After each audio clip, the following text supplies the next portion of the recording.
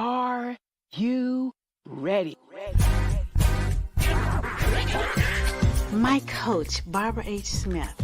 Why did I hire her? Because she's the best. Barbara H. Smith is a powerhouse. She just walks in the room and grabs your attention, and she does that in a way that just makes you feel loved and like she's paying attention to you. She cares about you, and she wants to see you be your best self. She was able to dig inside and find the passion that was deep within me. Barbara's energy is one of the reasons that I had to have her as my coach. I love the way she is real with people. The reason I felt like I needed a coach was because I have some big goals and I needed to build my confidence. I knew that Barbara could help me do that. I felt that I could trust her. I would definitely recommend to get coaching from Barbara H. Smith if you feel like you need to level up your confidence. She would just help you feel like bold, like you can take on the world. She has really shown me who I am. She has changed my mindset to a place that I know that I am more powerful today than I would have ever been if I had never met Barbara Smith.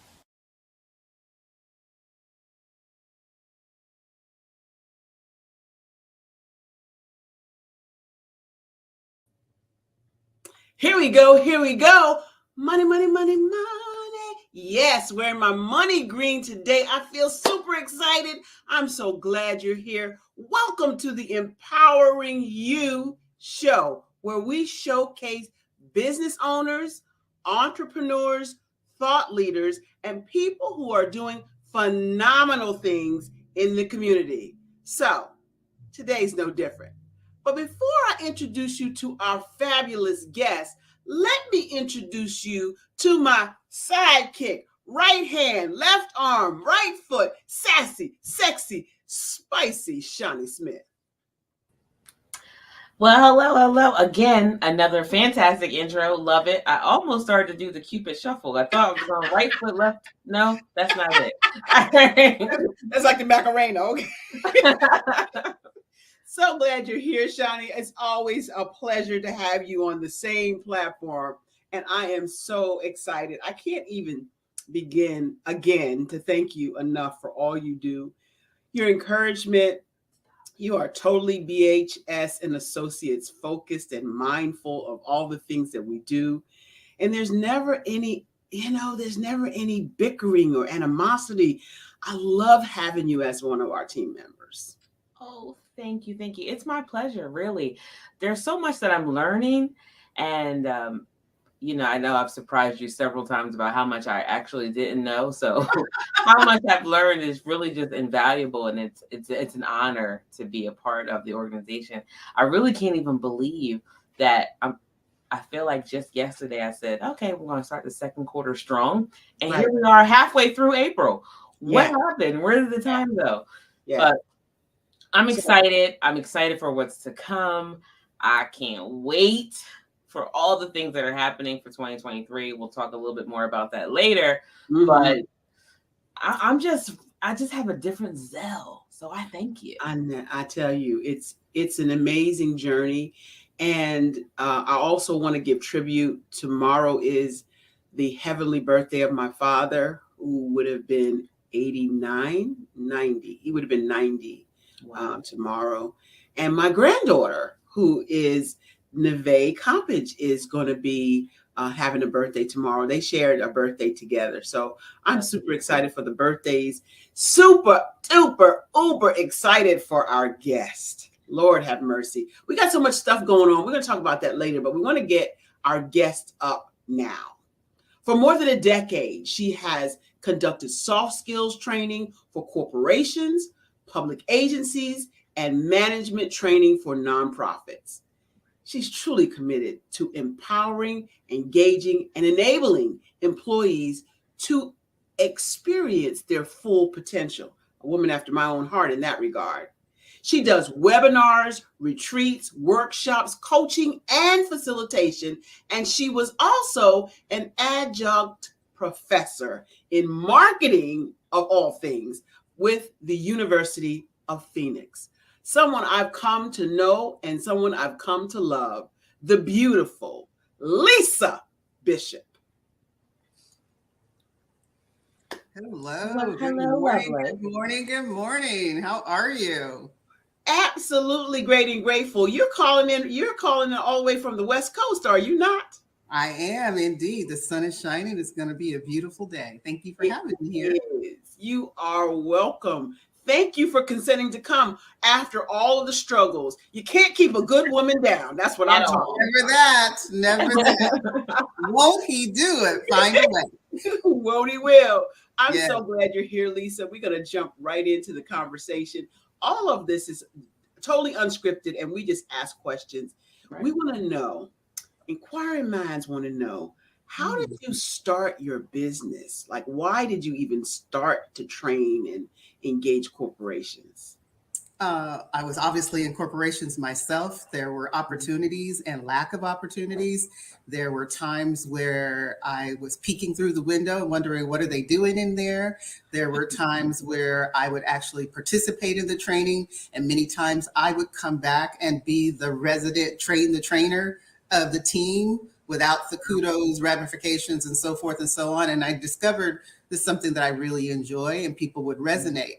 Or they would say, I've been doing this for so many years, and just with you, it's opened my mind. It makes me feel like I can go to the next level. It empowers me to do beyond what I thought I was capable of. And the way that you are able to take this technical information or whatever it happens to be and bring it to life in layman's terms where I can understand it better to help me guide me. That's how I started. Wow. You know, and that's how many of us start our business when it comes to training. Mhm. I love that you said something really key there. You get technical information and break it down so that the layman can understand it. And Mhm. that's huge, because a lot of people who talk the talk don't recognize that they're so into it that they are not intuitive about those that don't know what they're talking about. Right. So, like myself, I was also in the training environment, not wanting to be actually in the training environment, but the geeks over here were speaking to the common people over here, the normal people, and they didn't understand. Huge disconnect. Really? Wasn't resonating, wasn't making Right. any sense. The Right. geeks are frustrated because why don't you get it? This is commonplace for me. The Right. people who needed to have the information so that they can continue to do what they needed to do because they were the subject matter expert in whatever. And They this know. new wizardry that's coming in doesn't make sense and doesn't speak Right. to whatever I'm accustomed to using. How do you bridge that gap together? And then more importantly, how do the two of them communicate with one Right. another in a way that is positive and proactive and assertive as opposed to aggressive? And were you that liaison person? I was the liaison every time. Go find Lisa. She'll help you do that. You know, many times somebody would pull me into a conference room and I would help take a technical wizard who had this 200-point PowerPoint presentation. Yes, 20-pound brains. exactly. And take Right. those 200 slides and dwindle them down to 10 or 15 and help to make sure that you're getting your point across, saying what you need to say, what's relevant, poignant, what have you, so that they can then communicate more effectively, grow to the next level. And I've helped so many of them grow to director levels and what have you because of those simple things that aren't necessarily commonplace for them. Right. Common sense is not common knowledge, okay? No. No. But I love how you took the empowerment road for that, because many people find themselves in that role, but they decide to consider themselves a victim. I have to be the one that always has to explain. You took it the next level and said, okay, if I'm going to be that person, I'm going to be that person. That's I'm right. gonna be That's that person, right. you know, and I Yeah. am that I am. business. Yeah, Exactly. yeah. You have so And then many I found people- that I enjoyed it and it became kind of second nature for me. And it Mhm. wasn't challenging for me to pick it up. I can sort of pull through the weeds, if you will. You've got a 200-page document and you need to have a presentation that's going to be, 15 minutes, 20 minutes, half an hour, or an hour.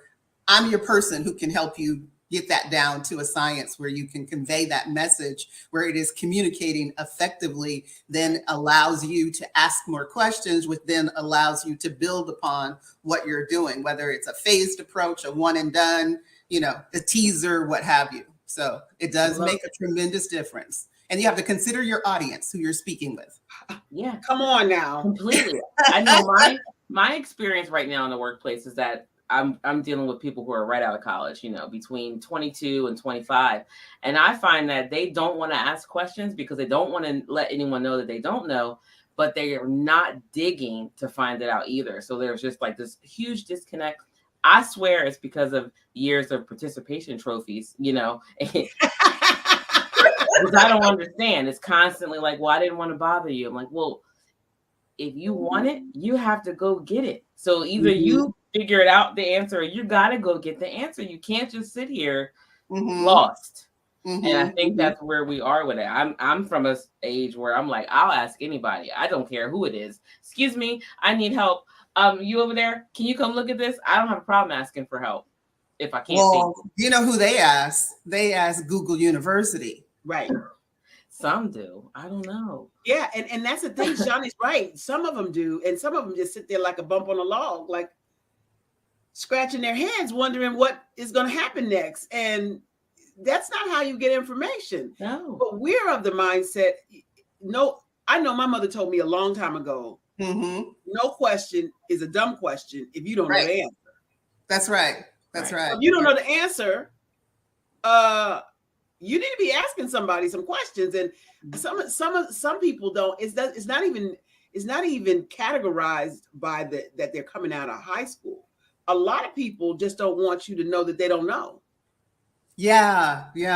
Well, there's a method to it, right? It also has to do with their personality style. That is true. Who they are, Let's talk about that. Let's talk about that. Okay, I'm glad you asked. So when you think about personality styles, one of my favorite trainings is DISC, right? And it talks about 4 different personality styles. A D stands for dominant. An I stands for an influencer, a S stands for steady, and a C is a person who's conscientious. A dominant person, they want what they want, they're snapping their fingers, they're visionaries, they can tell you what they need, you know exactly where you stand. They do not have time to hear of all the pitfalls and your Calvin and Hobbes. Stop talking about me in front of my face. You just read me. I love you. But it's necessary. And you need all 4 personalities to make an organization run really, really well. Right. You need to have leadership. You need to have administration. You need to have finance. You need to have marketing. You need to have operations. You need to have technical wherewithal. Each one of those 4 kind of dominant personalities, not dominant, but inherent personalities are necessary. An influencer is somebody who can rally the troops, get you going. They're really excited. They are very eager. They're more creative in their approach. They can inspire people to get things done when they didn't even know why they needed to get it done. Yeah, Shani's pointing at herself too, which I think is awesome. And that's great. And you need to have that. However, when you have a person who's an S, which is a steady person, they're the ones who kind of seem shy. They don't speak up. It takes them a while. And when you're in a stressful, deadline-driven situation and you want that information right now, that scares the bejesus out of them. And instead of them responding to you, they withdraw. But if you know how to speak to them and you recognize that that's what their personality style, there is a way to put fire under their belt by giving them a timeline and saying, hey, I understand you've got a lot of things and I know you want to weigh the pros and cons. I'm on deadline. I've got to get this to the client, to the boss by 2. That's why I need this from you by 10.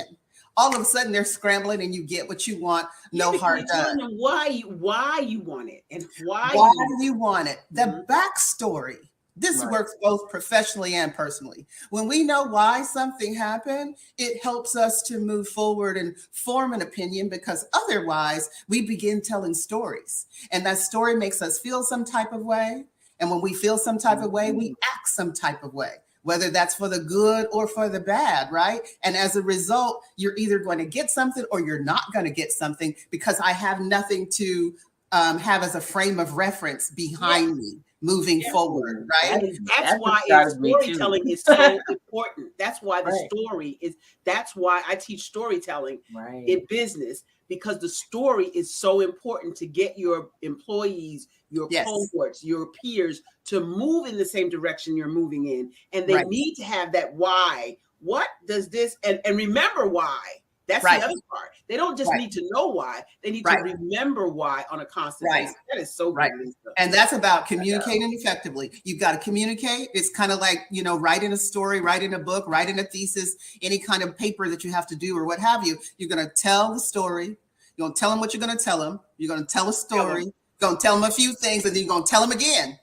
That's what communicating is. Communicate, communicate, communicate. If leaders would say, we're getting ready to make some changes, and I know that this is kind of frightening. I know you spent a lot of time learning your craft over here, but this is going to make us quicker, faster, better. So what we're going to do is we're going to continue with Team A working on the old stuff. Team B is going to start, and then we're going to stop in 30 days or 90 days or something to check where we are, meet in the middle, see where we're going. By the time we get to the end of the year or the end of the quarter, then we're going to have this parallel approach, and the old way is going to drop by the wayside. And then people on Team A are then going to get moved into teams B, C, and D and learn a new thing. If we're talking about change management strategies. Yes, in a nutshell. That makes so much sense, because when you talk about like telling stories, that's me. If you don't tell me the backstory, my mind immediately says, that's dumb. I'm not going to do it. There you go. I'm so glad that you said that. You're going to have to figure out a way to make me. So. And that's the real truth. That is the real truth. And that's what happens at work. You get a new boss. You don't know why you got the new boss. You just learned how to like the old boss. The old boss is gone. Nobody's told you anything. Then here comes this new boss, eager, excited, and happy, and says, I need this, this, this, and this. Your response is, I hope you can figure it out, right? That's or Lisa, they come in and they want to scrap all the stuff that you've learned for 20 years, and start something new that they don't even know is going to work. Right. Without even talking to the people who have been doing the dang job in the first place. Thank you. Thank you for saying that. That's the number one key. If you're a new leader, a new person coming into the midst, don't start barking orders. Don't start scrapping things. Find out who's on your team. Ask them questions. Get to know them. Figure out what their strengths are. Ask them what their goals are. Ask them what the challenges have been in the last 30 days, 90 days, last year. Enlist them, in other words. List them. Enlist them. Enlist them. If there's anything that you can do for a quick win, figure out what you can do, because if you can demonstrate in a short period of time after meeting with all of them and figuring out what those things are and say, you know, I talked to so-and-so and we can now do blah, blah, blah. Because if you show and demonstrate that you care about your crew, they're going to go out of their way, and the sky's the limit, in order to push your agenda through and even above and beyond. And you don't have to be there hovering over them, micromanaging their situation. Provide them with the tools that they need in order to execute properly. Right? Exactly. Fight the fight for them so they can do the job they were hired to do. They will make you look good, and the sky's the limit for what could happen. I got a great story for that. Without compensation, with no additional compensation, you can get them to buy in to the dream, and they miss the mark. They miss every time. So I'm working for this company. Mm-hmm. They'll remain nameless for the moment, and they hired me to be a technical trainer. Okay. Computers is my thing. Okay. I come in, I create a strategy for engaging the people who are going to be trained, asking them what they need training in. Most of it's Microsoft tools. Okay. Create the requirements, create the agenda, create the training plan, present it to the boss, to the people who need the training. Their group is called Light Rail. Okay. And they're all excited, ready to go. I report to somebody who has never had direct reports beneath him, and B, never had an entrepreneur beneath him. So I come in, my business wasn't working, so I decided to go back to work. Gotcha. And I'm working for this guy. Right. And I go in the meeting to discuss what plans we have for the week. And I said, I'm getting ready to go train light rail on XYZ Umpty Squat Day. And he said, who told you to do that? Like, I'm sorry, what? Right. Right. The next statement he made me know it was time for me to go out forever. Right. Right. So now I am positively, absolutely unemployable by anyone. I'm unemployable. So he says to me, you didn't get my permission to do that. My statement to him was, what the hell you hire me for? And with that, I shut up and my brain went, whoop, we're done. We need to figure out what our next is. And in the meantime, we're done. Mm-hmm, mm-hmm, mm-hmm. What do you mean? Mm-hmm. You hired me to be a technical trainer. I did all the stuff. I didn't ask you for any of the stuff. I did all the stuff. Right, right, right. So 6 figures sitting in my chair like this. I understand. Yes, yes, exactly. And some people have said to me after telling that story, I'd have sat there and collected my money. I'm not that one. Right, right, right. I have to be productive. Well, that's an entrepreneurial spirit, right? Because you have the ability to multitask, because you have the ability to take theory and tactic and blend them together and create something where it doesn't exist, fix something that might be challenging, streamline something that might be overflow, enhance something that might not be enough. When you have a right brain, you only have the capacity to think one way. So something outside of that scope is overwhelming, right? And it's really challenging, and I applaud you, and I think that's wonderful. But that's a lot of what's happening with quiet quitting. Yes. Oh, let's talk about that. Because you can't be bought. You can't be bought. And everybody has a threshold in terms of the limit for them for what they're going to take, right? Stick a fork in it. Done. Stick a fork in it is right. And that's what's happening. You're right, Lisa. There's so many people that they're not just quiet quitting, they're quitting. Yeah. Quiet quitting is they stay in place. Especially women. Mm-hmm. More women entrepreneurs have been born during the pandemic than any other time in history. Yeah. I mean, it was eye-opening. Yeah. You didn't even realize how much time that you were missing out on trying to climb this ladder until you had to kind of sit still for a minute. So, climb this ladder with the broken rungs. Exactly. The ladder that wasn't designed for you to climb in the first place. It doesn't go with your heels anyway. I like that. I like that too. It wasn't designed with your heels. That's it. No, not at all. No, we can build a new one and it'll have sparkles on it. Don't worry. Because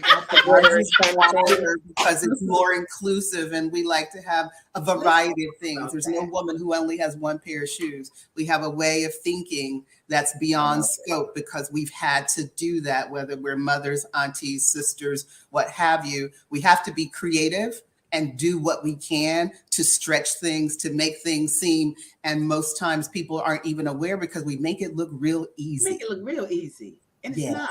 We're mothers, entrepreneurs, wives. We are doing caregivers, chef stuff and making sure things are happening all over the place. It is amazing what women can do. Mm-hmm. And so I want to talk some now, Lisa, about being a woman in a high profile male dominated industry. You are in technology at all. You are in a high profile male dominated industry. Right. How did you traverse that and decide I'm done? First of all, understanding, I was trying to figure out Lord, why did you bring me here? You know my personality. I'm smiling, I'm bubbly, I'm all over the place. I wear jewelry, my hair is different colors depending on my mood or whatever. You know, I'm real kind of different. And it was designed to build the strength of the business to get me going. But I didn't know that at the time. They have to trust you. By nature, most techies are skeptical people, right? They don't trust anything, which is why they prefer their silos, because they do trust, but they verify. They trust. That's right. Right. You have to be proven in order to get through. You're not proven immediately. Immediately, they're going to try to find all the holes. I even remember interviewing, and everybody had a laptop and their heads were down. I'm like, what's going on here? I don't understand what's happening. So, but once that rapport was developed, once that trust was developed, once I had the training that made their brains think outside of their normal scope, the sky was the limit, and there wasn't anything too good for me or that they wouldn't do to go out of their way to support whatever I needed. So if there was a new leader coming in and I came in to be part of their town hall, they were all eyes, all ears. They might not have said anything in the town hall, but they caught me in the hallway, down the street, at lunch, took me to lunch or what have you. And then I was able to see exactly where the leader needed help and assistance. I was able to see where the employees had challenges. I was able to find out backstories that a leader doesn't have time for. They don't have time to sit down and do all of those things. Right. So I was in a great sweet spot space where I could see both sides of the table and speak both languages and then come to the middle. These are the main things that are happening. We need to have a win. Try this, try this, try this. Consider this, consider this, consider this. I like that. One of my sweet spots is humanizing leaders who seem like the boogeyman. Bring them down. That's a great skill. Bring them down. So, oh, this person actually eats food like the rest of us. You know, when you are amongst the ranks, you have a tendency to think we're here and the bosses or the leadership team is here. If you can get the leader to be on the same level where they will roll up their sleeves just like their people, then they're part of them. They're more inclined to want to jump on board and support your efforts. Yeah, and that's so vital in any organization. Right. Where do we find you, Lisa, when we want to find you? You can find me on the web at www.thebishopconcept.com, or you can find me on LinkedIn. My name is Lisa P. Bishop. My company is The Bishop Concept. I'm a leadership development consultant and executive coach. That is so good. Shani, you got one question before break. I want to know what's the magic in it all. Like, how do you humanize somebody who seems out of the touch? How do you humanize a boogeyman, essentially? Because when they've already created this culture and they're really not open to changing that view, after you've told the people, yeah, no, they do this, but they don't change here. How do you deal with that? I usually do a couple of focus groups if I can. I find out who the unofficial mayor in the group is. Come on. This person is not necessarily has a title, but this is the person that everybody gravitates to. When they come from a staff meeting, when they come from a one-on-one, when they come from a town hall or whatever, everybody's nodding their head. And even in my trainings, I'll say, are you guys, really agreeing with what I'm saying here? Or are you just kind of giving me this polite proverbial nod in the head of whatever the XYZ, the name of that company happens to be? And they laugh. And it's like, no, we're paying attention. But there is a difference. In a town hall, we're all nodding our head because we got things to do. We're on deadline. We got to go. And I don't really understand what they're saying anyway. Or what does this have to do with me? There's not enough information that breaks down. But when they go back to their cubes, when they go back to their offices, when they go back to the water cooler, they're asking questions. They're talking. Exactly. But they gravitate to one or two people. One person. So, that's right. Lisa, what did you think they were talking about? And Lisa will say, blah, blah, blah, blah, blah, blah, blah. Lisa's word becomes more of the gospel, which then turns into gossip, believe it or not, right? Because it might not be based in fact, but that's what folks are believing because there's a level of trust that this person has the eyes and ears of what's happening, not only at their level, but up above, if that makes sense. It does. I'm definitely the mayor. Absolutely. That's the makings of a unofficial mayor, right? Right. So if I say it's BS, it's BS. That's gospel. Right. If Shani doesn't agree with it, guess what? Nobody else is going to agree with it. We ain't doing that. That ain't what we do. Not going to happen. Yeah. We're going to talk more with Lisa Bishop and the Bishop concept and how leadership can change based on the principles she uses right after the break. Don't go away. We'll be right back.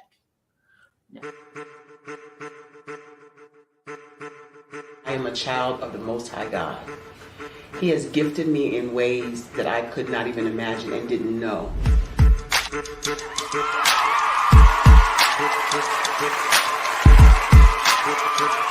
There was a time when I didn't know who I was. I listened to other people tell me who I should be, what I should do. I listened to people telling me that I should be a boutique owner, that I should be a construction manager, that I should be a laborer. Have you ever felt like you should do something else, be something else, go somewhere else, be wherever you wanted to be, and you felt like you were in a box? Anybody in the room? And you couldn't get out. Anybody in the room? And you kept trying to go and go and you couldn't get out. Anybody in the room? But let me tell you, you need to rock the box. Rock the box.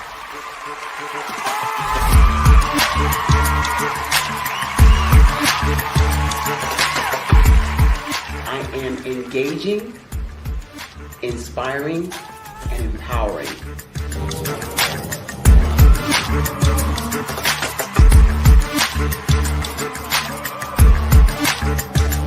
I would give you everything I know.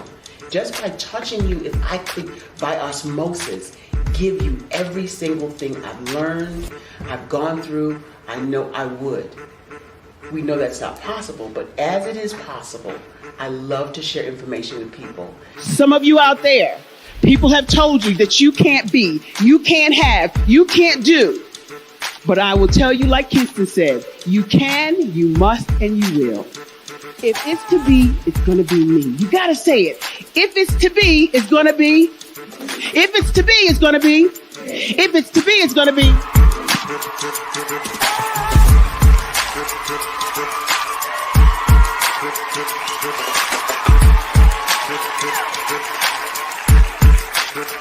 Barbara is because she believed what her mama said about her and not what other people told her.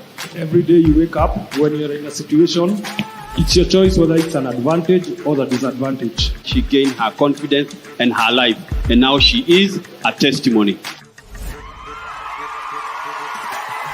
If I can help you elevate yourself, then I feel like I'm elevating my own self as well. What you know and I know together can change the world.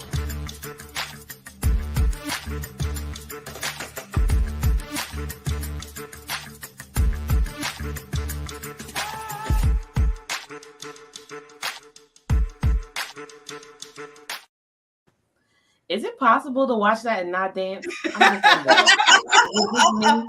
the box, baby. Rock the box. You gotta rock the box. Whatever people put you in a box, when they put you in a box, you gotta rock that box. I agree. I love the enthusiasm. I love you, Lisa. Yeah. We met some time ago and we have been kicking it ever since. You want to tell the people where we all met, but where I met you, Lisa?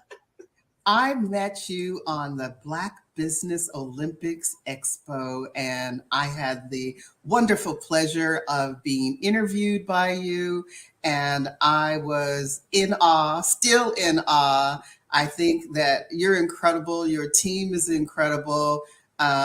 Everyone has embraced me. Shani has sent out love to me, and it's just been a wonderful unity fest.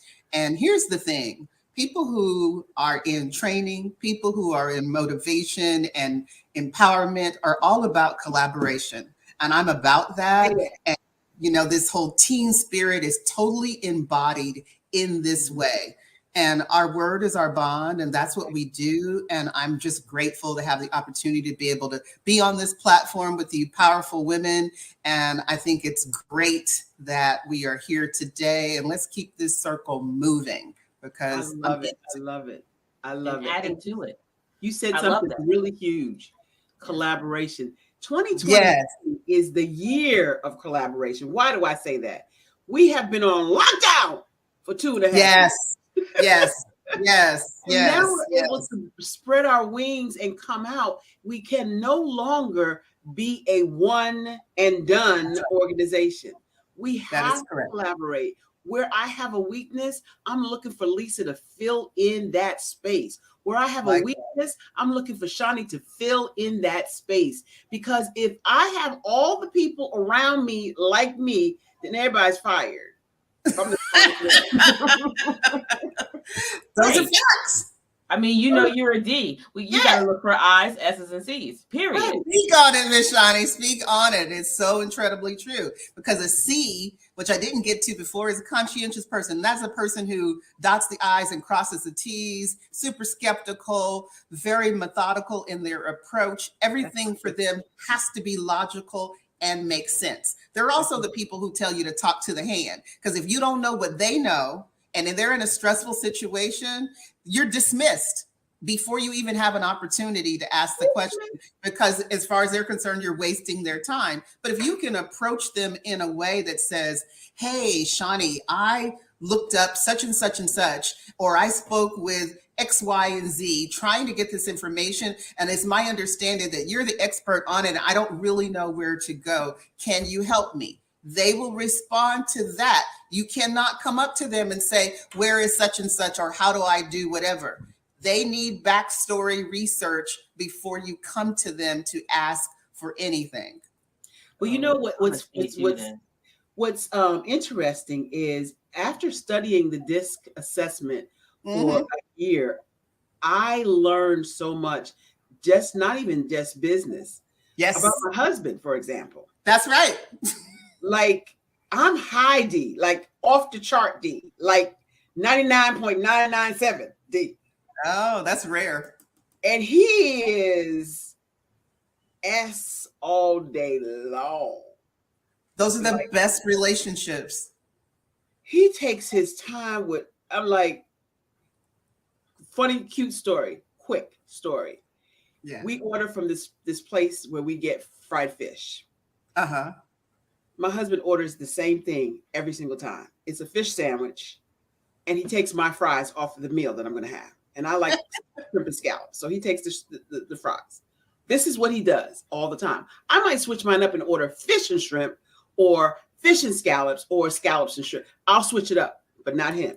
Yeah. Same thing every time. So I say, honey, we're going to get some fish from Anna's. Okay, let me go get the menu.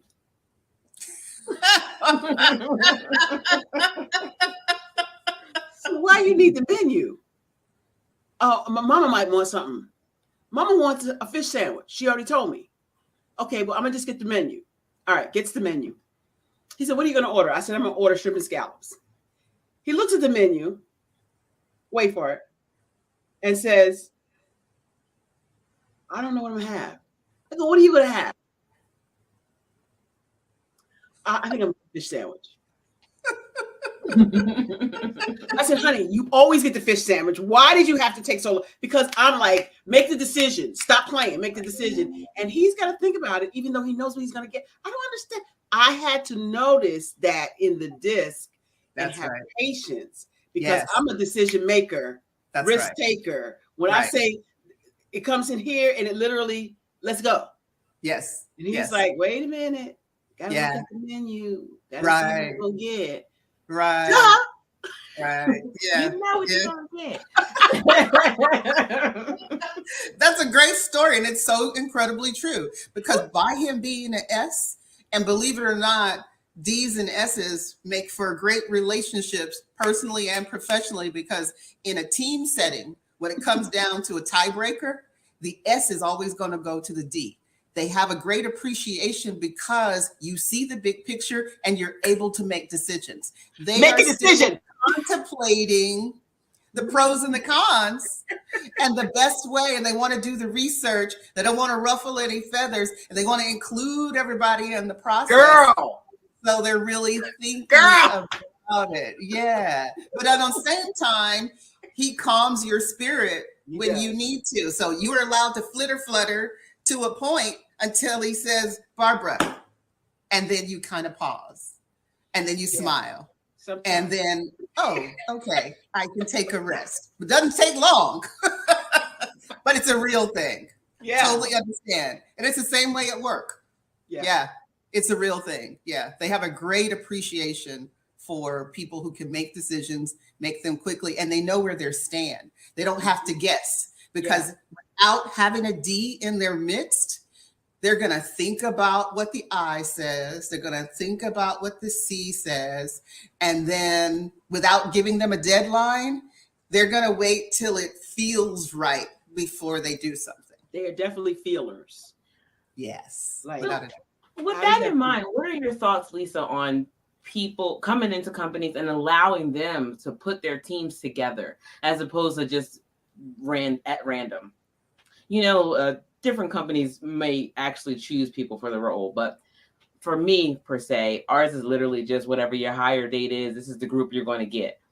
How do you feel about being able to form a solid team that has your I's, S's, and C's in it, and letting your mayor, myself, make the decisions? I'm a huge proponent of being able to mix up the group because you get formed opinions. They have a better respect for one another. Somebody admires what somebody does. Somebody admires what the other person does. You each kind of have your role and you're not necessarily competing with each other. Right. I think Barbara said earlier, if she had a whole bunch of D's on her team, everybody would be fired. And it's true. Not too many things would get done. So you being the unofficial mayor, you kind of make some of the decisions, but then you get excited in your conversation, whereas Barbara's going to get straight to the point. When you create your project, you want to hurry up and get it done, and you have all these other ideas, and you're thinking about plan B of it, and Barbara wants plan C, honestly, but you're still thinking about all the other pieces you want to do. When you want to have it right and tight, then you want to give it to a C because they dot the I's and cross the T's. They also look for mistakes. These are the people who like to read the newspaper and look for a mistake in a word, right? But they're good in terms of being able to tighten up the bow. So when you're a one-person shop entrepreneur, you have to rely on all of the other resources. You don't have a department team you can go to say, did I get all these elements right in this proposal? Is everything there? You're looking at it and looking at it and re-looking at it. You might miss something because you're not necessarily bogged down into the details more so than you are making sure you have all the components and the elements. The big picture. Mm-hmm. So I like that. There are cross-pollination of those letters, those personality types. And so that's true. Although, Shani may be a C, she also is an S, and she is very good at the details. She's very good at making sure that things are tightened. She's very good at, all of those kinds of things. And then she has that D personality when she wants to. Oh, yes. Absolutely. And I'm definitely a hybrid because I'm I too. Yes, we all have them. We are. What my trainings focus on when I'm doing them are based on stressful, deadline-driven situations. Ooh. When we're stressed, we kind of go into a bucket, or we might go into a V, but we definitely go into a bucket. When you need to get it done and you are stressed and something has to happen, you zing into a box. Yeah. When everything is hunky-dory and there's no challenges that are going on and you're going by the day-to-day routine, yes, You can be all four, you could be two, you could be three or whatever. But in a stressful deadline driven situation, you definitely zing over into a particular element. There's pressure, there's opportunity, there's timelines, there's what needs to be done, what's there, what's not there. Some people are holding their heads in. Some people are like, we can do this. Other people are saying, come on, you guys. Another person's like, well, there's risk aversion here, and there's this, there's the resistance. So there's all the things that you do when you're stressed, both professionally and personally. So how do you get clients? How do people come to you and you get them for working with them? Before the pandemic, I got them through word of mouth. Somebody would attend my training and say, oh, my husband's company needs that, and so forth and so on. But pause. They would attend your training. They would attend my training. How was your training conducted, or how did you get to be training somewhere? Usually through an agency or hired through a contract or something of that sort. And they were awesome and incredible and engaging. And one company would hear, one department would say, oh my God, you need to go to this training. It was incredible. It was insightful. Some of them turn into onboardings for new hires for a healthcare agency, a lot of different government type of entities, things. And it's really interesting because technical right brain people usually or typically back in the day would not consider soft skill training as anything other than touchy feely. Yeah. But it's necessary. It's kind of like the golden rule of when we grew up at home and how you interact with one another. Hello, please, thank you, or kind of things that are gone by the wayside by many people, but they do impact people. And especially if you have these different types of personalities. If I'm coming into work every day and I'm giving you, 10 hours of my life and you don't even acknowledge my presence, it makes it very challenging for me to be able to produce for you or perform at my optimal level. However, if you say, hello, good morning, Lisa, how are you? How's your dad? Did you go to the gym today?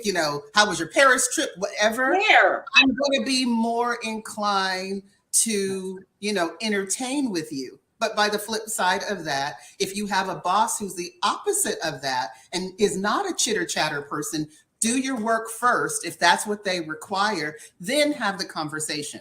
What I's tend to do, and I'm an I, by the way. So what we have a tendency to do is want to have the relationship first, because through hard knocks, we've learned that the relationships are the key to everything, because when you are in those stressful deadline-driven situations, you can pick up the phone and go across the aisle and get something done and accomplished that somebody, even though they know all the pieces that are done, but if they have the personality of a flea, which there is no personality, they're not going to get too much of anything. Right? Exactly. How many companies really took the time to find out how their people were when they had to come back to the hybrid? They didn't. They didn't. You don't know what happened, who I lost, what happened to me, what kind of trauma. And it was just like, hey, we're all going to be back together again. Like, no, I don't actually, I like it without you. I don't want to come back. Yes, exactly. Yeah, I'm involved in a training right now with a similar kind of thing. And it's like everybody is required to start coming back to work, I believe June 1st or something like that. And people are kicking and screaming. Or there's one particular department who never got to take any of the time off during the pandemic. So they're a bit resentful and they have a lot to do for the organization as a whole when all these other folks have hybrid opportunities. So they're sort of slowly rolling that in a time frame. And you're absolutely right, Shani. It has to be considered. It has to be discussed. It is absolutely necessary and it makes a difference. And we have to talk about diversity and bias and microaggressions and those sorts of things that come into play. They're real and they're interesting, and people get triggered because we went through a catastrophic time. Trauma. History that we really didn't get a chance to heal from. No. We're still kind of just now sea legs, right? We're almost pretending like it didn't even happen. That's what I'm talking about. That's what the elephant in the room that nobody did we forget? Right.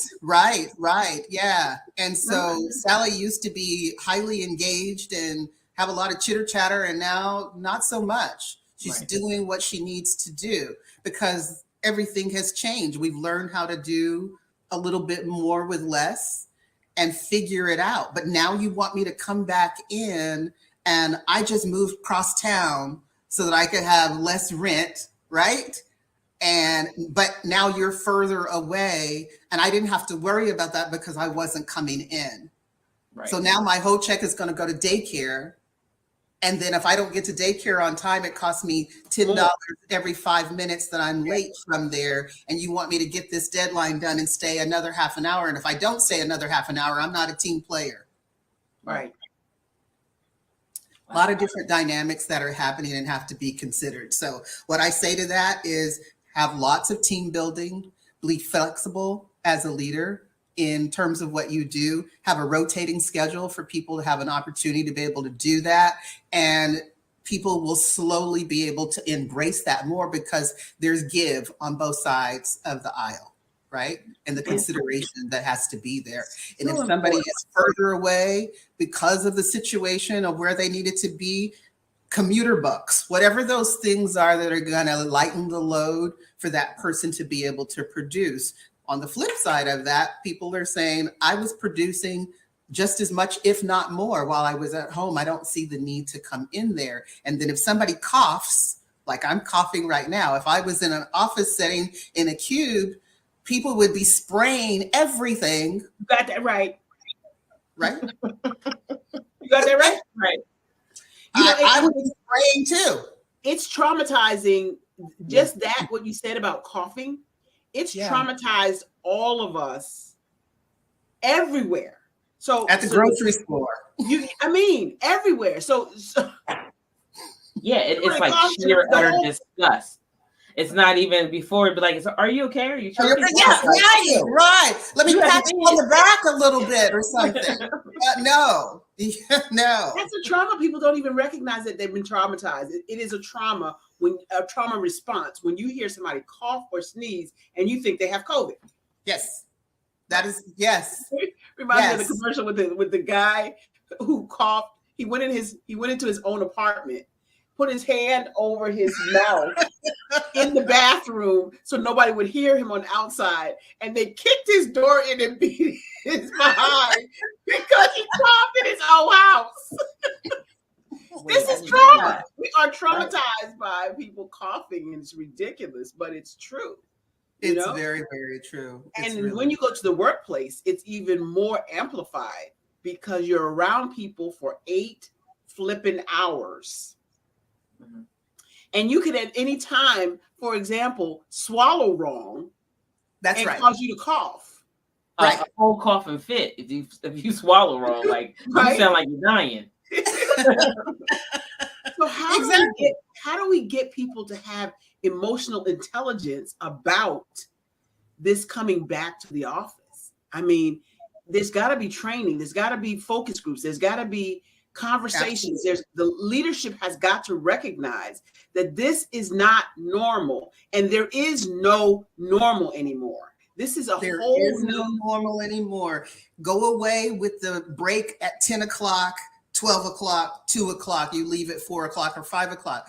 You need more breaks because you have to get up and move. The air is different. You don't know how it's circulating or not circulating. Right. Everybody's got their sanitizer, this, that, or the other. So if you're allergic to that kind of sanitizer, that's going to make you cough. That's going to make your eyes wheeze. Right. Don't know what's happening in the air. Don't know if your baby was sick before you came in, or your husband or your wife or whatever. So there's lots of different things. Create breaks, create outside opportunities to get together, have those focus groups, do onboarding, and create trainings on a quarterly basis, as far as I'm concerned, that will help to implement and emphasize the importance and relevance of emotional intelligence. It's about, I know who I am, that's being self-aware. I know who I am, right? Even if I make a mistake, I know who I am, but I'm able to course correct it in real time. And what do I do when I get off base, when I feel emotionally hijacked, if you will?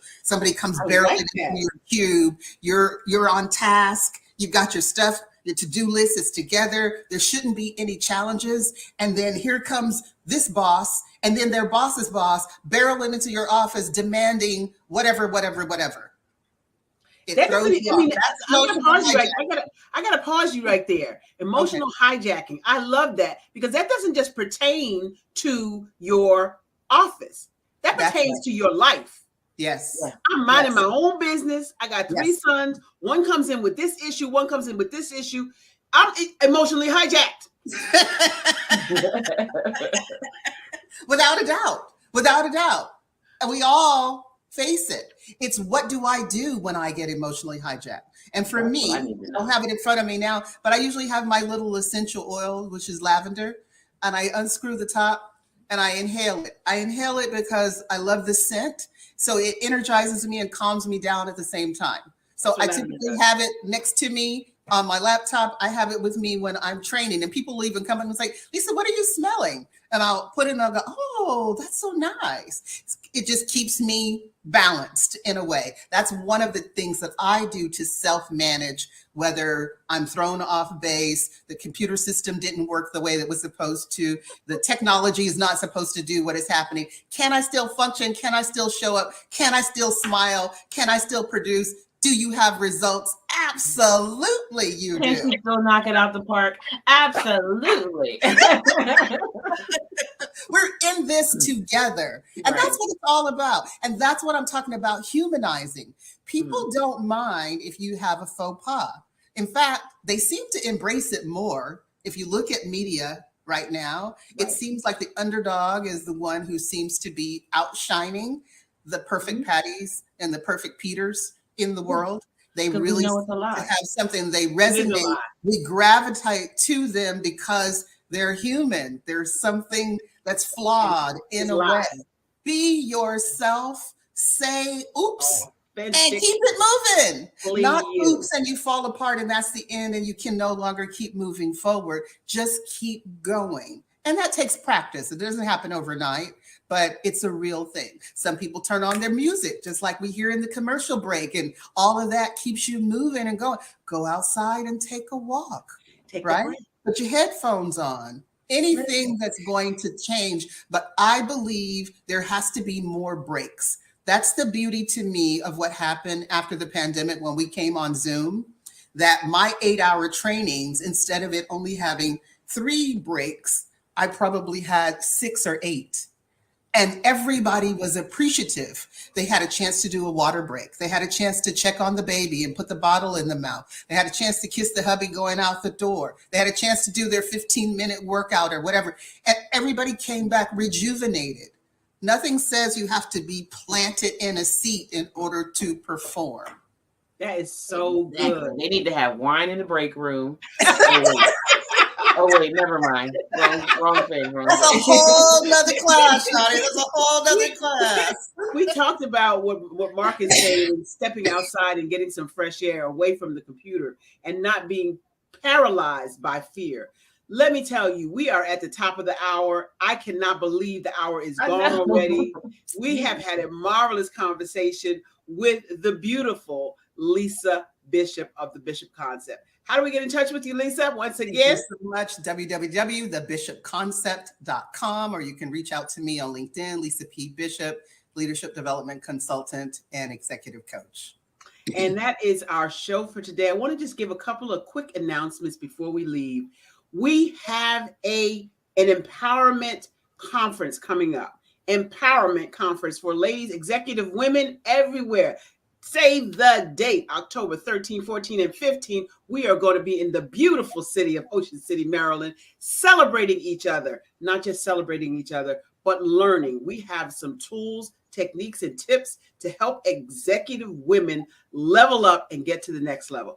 Also, we have coming up the book. The book is launching August the 5th.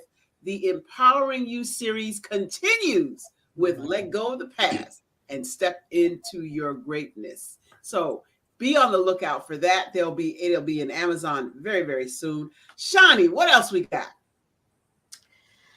I mean, you cover what I needed to cover, but look forward to reaching out to Lisa P. Bishop on LinkedIn. Connect with me. You're interested in being a guest on the show? Let me know. We love to highlight people who are doing big things in their community and in their circle. It's support at BarbaraHSmith.com. wallstreethackers.com. Reach out to me. I swear I'll hit you back. Thank you. She will that. Coming up next is the Wall Street Hackers. Don't go anywhere for that. We are out of here. You know what time it is. It's time for you to step into your greatness. Lisa, hang out with us for a little bit. It's time for you to step into your greatness because the world is waiting for you. We'll see you next week. Beautiful. Thank you. Engage, inspire, empower. That's what I help you do as a celebrity, speaker, trainer, and coach. Hi, I'm Barbara H. Smith, known as the Masterful Presenter. I am the one that can help you dig deep inside your passions and deep inside your life to get you to the place you always dreamed. I had the pleasure of hearing Miss Barbara Holmes Smith speak today, and just from her speaking to me today, I have realized that I need to have personalize my alter ego and be able to put myself out there a lot more. I help through speaking techniques, teaching you how to use your words and your body language to inspire people to come up higher. Today's presentation with Ms. Barbara was just outstanding. She has really helped me with her personality, with her being so genuine and passionate about what she believes in and helping to coach, train. Her sense of humor, her energy is just incredible. How do I do that? By coaching and speaking and training.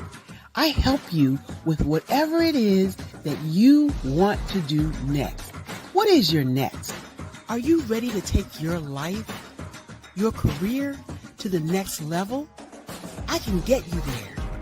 Contact me at www.barbarahsmith.com.